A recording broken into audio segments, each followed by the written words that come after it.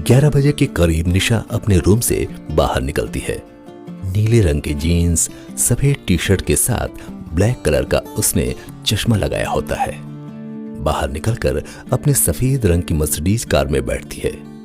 Gate के पास आती है। काफी बड़ा गेट होता है। चौकीदार गेट खोलता है।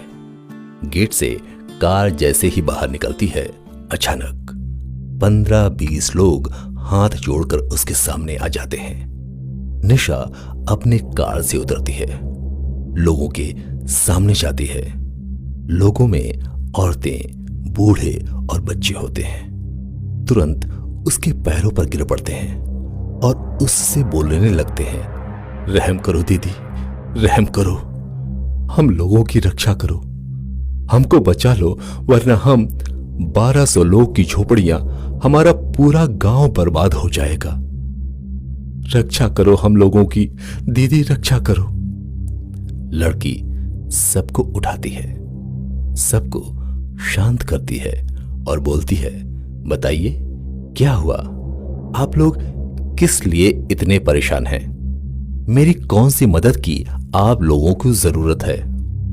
अगर मेरे से हो सकता है तो मैं जरूर करूंगी आप लोगों की मदद। एक बूढ़ा आंखों में आंसू लिए बोलता है, हां बेटी, एक तुम ही हमारी मदद कर सकती हो, क्योंकि पूरे भारत में एक तुम ही सबसे ज्यादा प्रचंड, विद्वान, महान तांत्रिक निशा हो। कुछ महीने पहले हमारे गांव में एक बाबा आए थे। वो हमारी मुसीबतों से हमें छुटकारा नहीं दिला सके।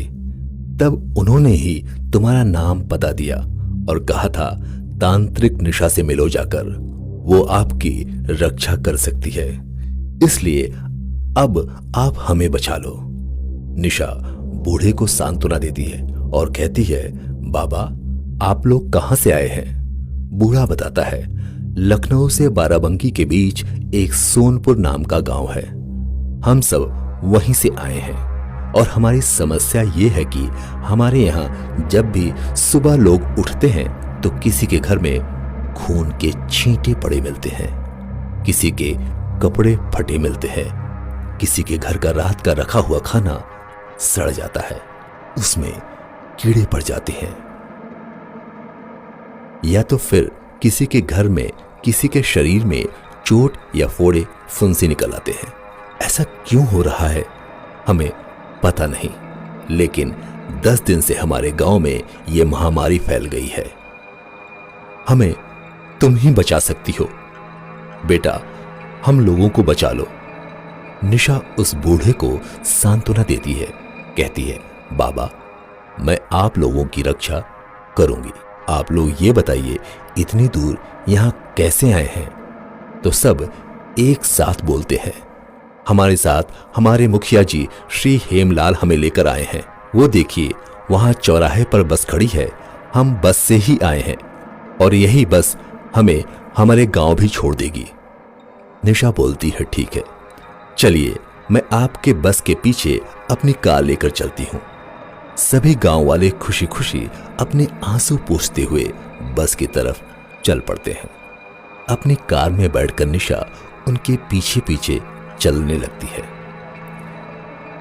1 घंटे के सफर के बाद बस एक उजड़ी सी सुनसान रास्ते पर जाकर रुकती है। निशा अपनी कार उनके बस के बगल में लाकर रोकती है। कार से उतरती है। बस से सभी लोग उतरकर निशा के पास आते हैं और कहते हैं, बेटा आपके पीछे जो पतली पगडंडी दिखाई दे रही है वहीं से हमारे गांव शुरू होते हैं। निशा कहती है, तो फिर इंतजार किस बात का, चलिए। सब लोग निशा के साथ साथ गांव के अंदर पहुंचते हैं। बस से जितने लोग आए होते हैं उनके अलावा गांव में 20-30 झोपड़ियां होती हैं। हर एक झोपड़ी में से स्त्री, पुरुष, बच्चे बाहर निकलकर दरवाजे पर आकर खड़े हो जाते हैं और निशा को और बाकी लोगों को देखने लगते हैं। तभी मुखिया जी जो बस के साथ साथ आया होता है सभी गांव वालों से कहता है, आप लोगों को परेशान होने की जरूरत नहीं है। हमारे साथ महातांत्रिक देवी निशा आई हैं। ये हम लोगों की मदद करेंगी। हमारे गांव में जो संकट फैला हुआ है, ये हमें उससे मुक्ति दिलाएंगी। निशा मुखिया की बातें सुनकर धीरे से मुस्कुराती है, अपनी दोनों जेब में हाथ डालती है, लकड़ी और धातु से मिश्रित 2 कंगन निकालती है, उनको दोनों हाथों में पहनती है। दोनों हाथों को नमस्कार की मुद्रा में जोड़कर आंखें बंद करती है। कुछ मिनट बाद आंखें खोलती है और सामने देखती है। सामने उसे 4 छोटे रास्ते वाला चौराहा नजर आता है।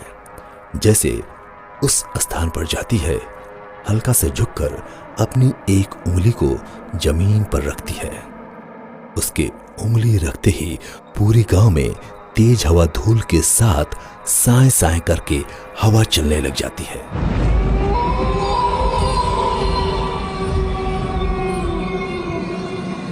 सारे गांव वाले बच्चे, स्त्रियां झोपड़े के अंदर भागते हैं और कुछ जवान अपने हाथों से कपड़ों से अपनी आंखों को छुपाने लग जाते हैं। मुखिया चिल्लाता है, अरे दीदी, ये क्या हो रहा है?